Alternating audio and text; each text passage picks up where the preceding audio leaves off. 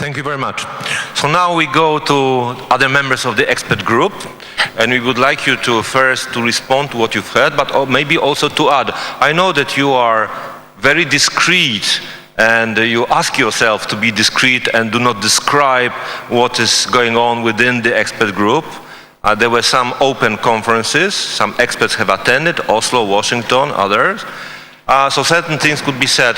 How do you measure, first of all, the temperature of the debate from your point of view, and also how do you respond to what was being said? That means NATO, without the United States, doesn't exist. It's nowhere to be seen.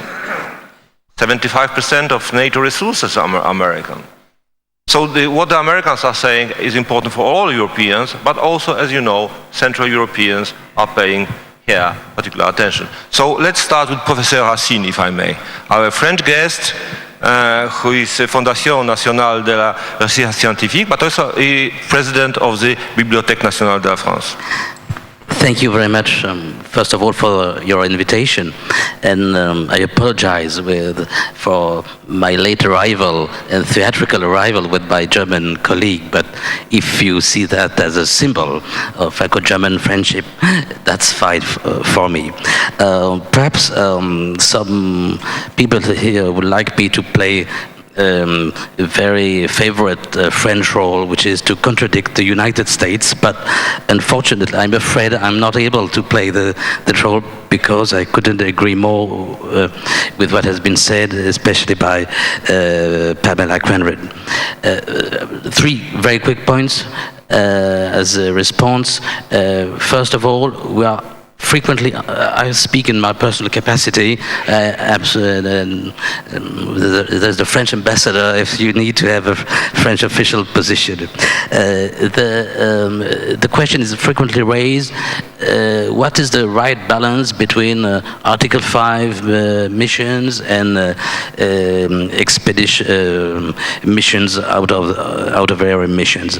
I think, as you very rightly said, this is a false choice.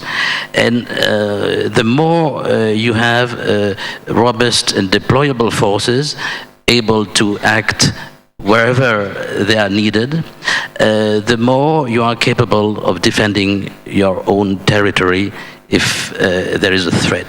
And I think that Poland is a very good example of this, because Poland is at the eastern border of NATO, and at the same time, one of the countries whose involvement in out-of-area missions is the most significant. Of course, under certain circumstances, you can do both. And if your territory is threatened, probably you have to bring home forces outside. But this is applies to any country. So this is really a false shot. When we speak of a balance between the two, it's misleading, because it means that when you add to your expeditionary capabilities, it is at the expense of territorial defense, and this is very misleading. The second point about Russia, of course, the temperature is not so hot as we could have been afraid of.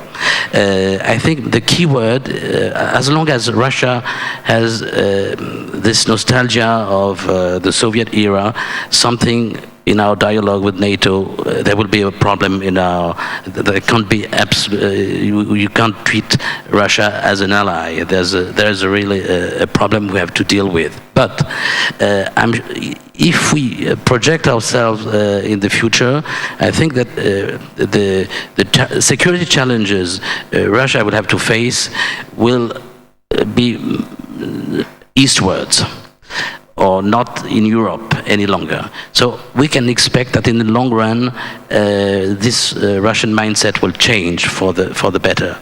And the key word in the meantime is, I think, predictability.